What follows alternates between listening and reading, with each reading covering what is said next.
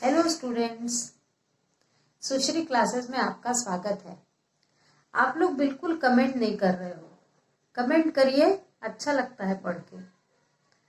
तो आज हम शुरू करते हैं क्लास 12th के बिजनेस स्टडीज का 5th चैप्टर संगठन। और संगठन का अगला टॉपिक है अधिकार अंतरण या डेलीगेशन अथॉरिटी। इसका हम अर्थ देखेंगे।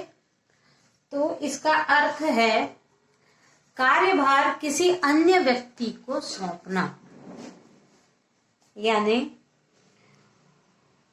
जो प्रबंधक हैं उन प्रबंधकों के पास, किसी भी प्रक्रम के जो प्रबंधक हैं किसी भी प्रोजेक्ट के, उन प्रबंधकों के पास जब बहुत ज्यादा कार्यभार हो जाता है, बहुत ज्यादा कार्य हो जाता है, तब वो अपने अधीनस्थ लोगों को कुछ कार्यों को सौंप देते हैं।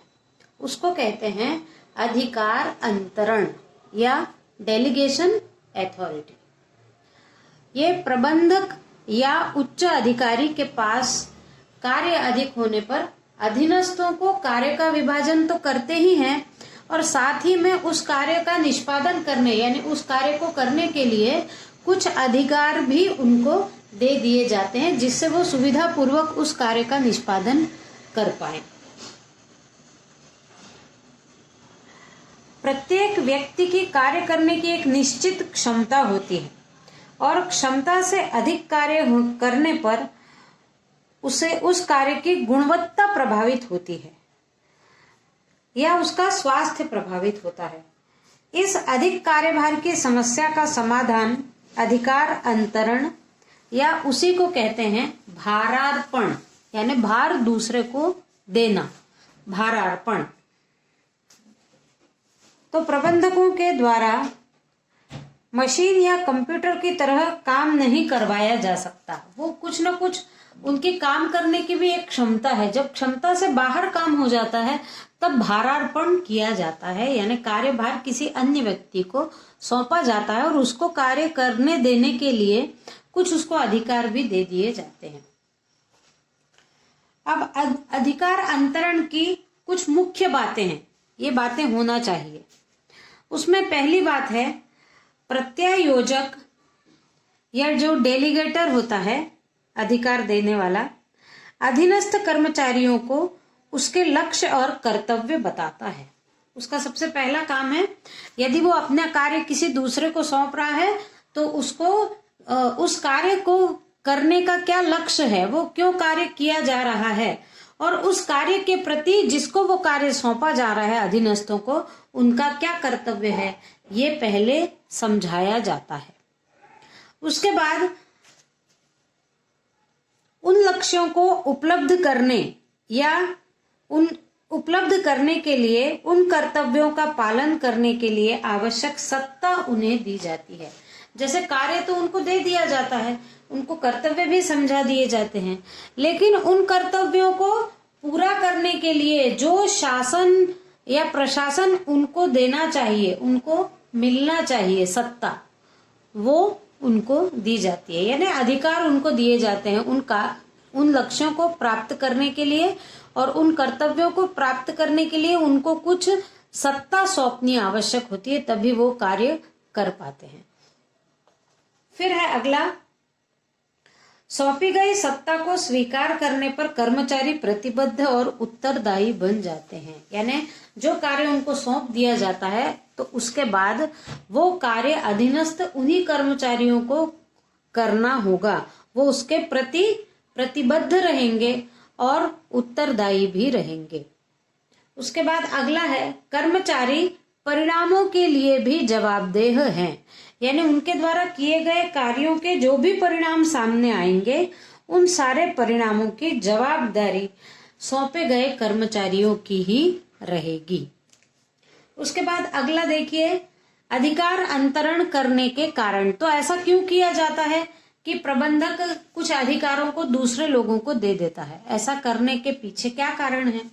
उसमें से पहला कारण है प्रबंधक अन्य महत्वपूर्ण कार्य कर सकता है। यानी जब प्रबंधकों के ऊपर काम का बहुत ज्यादा बोझ हो जाता है तो उनमें से दूसरों को देने लायक कामों को वो दूसरों को दे देते हैं, जिससे वो अन्य दूसरे महत्वपूर्ण कार्यों को कर पाएंगे, उनके पास समय बचेगा दूसरे कार्यों के लिए। फिर दूसरा है अधीनस्थ कर्मचारियों को अपनी योग्यता दिखाने का अवसर प्राप्त होता है।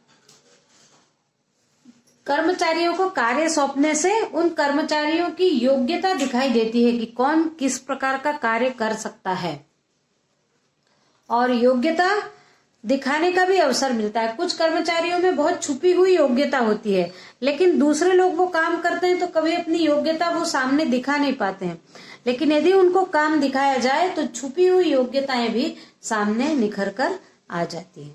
फिर अगला है प्रबंधकों को कम ज्ञान होने पर भी मदद मिल जाती है। कुछ प्रबंधक ऐसे हैं जिनको कुछ क्षेत्रों का ज्ञान नहीं होता है, तो ऐसे समय जिनको ज्ञान होता है उनके ज्ञान की मदद मिल जाती है। फिर अगला है कर्मचारियों का संगठन के प्रति लगाव बढ़ता है, यानी कर्मचारियों को संगठन का कुछ काम सौंप दिया जाए तो संगठन के प्रति उनका लगाव बढ़ता चला जाएगा।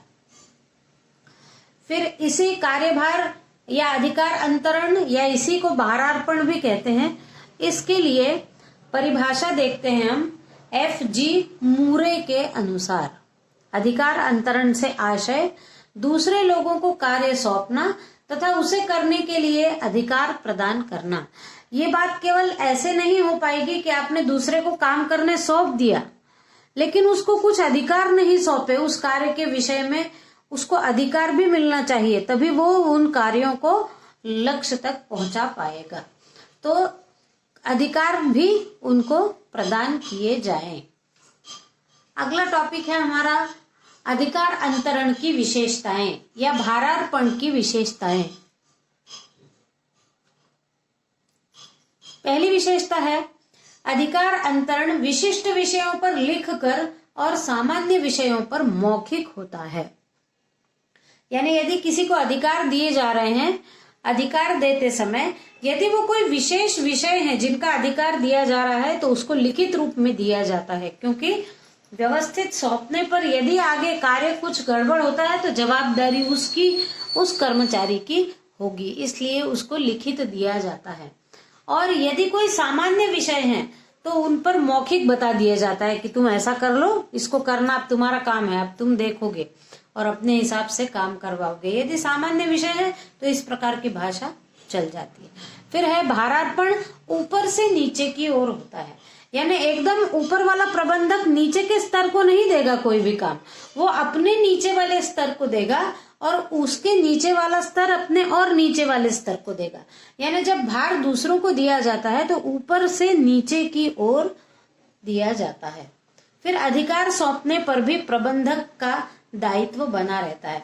किसी प्रबंधक ने कुछ एक कार्य अपने नीचे वाले प्रबंधकों को दे दिया हो तो भी उस प्रबंधक का दायित्व बनता है। यदि उसके बारे में कुछ गलत होता है या कुछ काम बिगड़ जाता है तो जवाबदारी केवल जिनको सौंपा है उनकी नहीं है, उसके ऊपर के प्रबंधक की भी है, जिस मुख्य प्रबंधक ने उनको कार्य सौंपा था।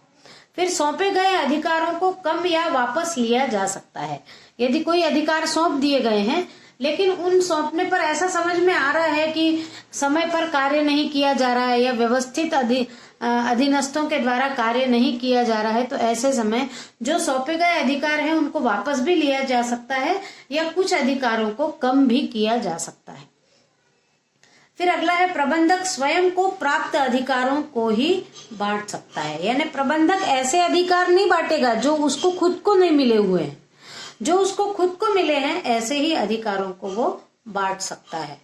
फिर प्रबंधक का नियंत्रण अधीनस्थों पर बना रहता है।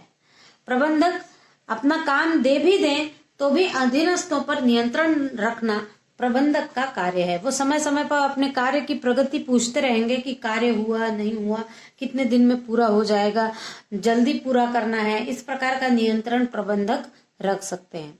फिर भारार्पण सहयोग प्राप्ति हेतु किया जाता है।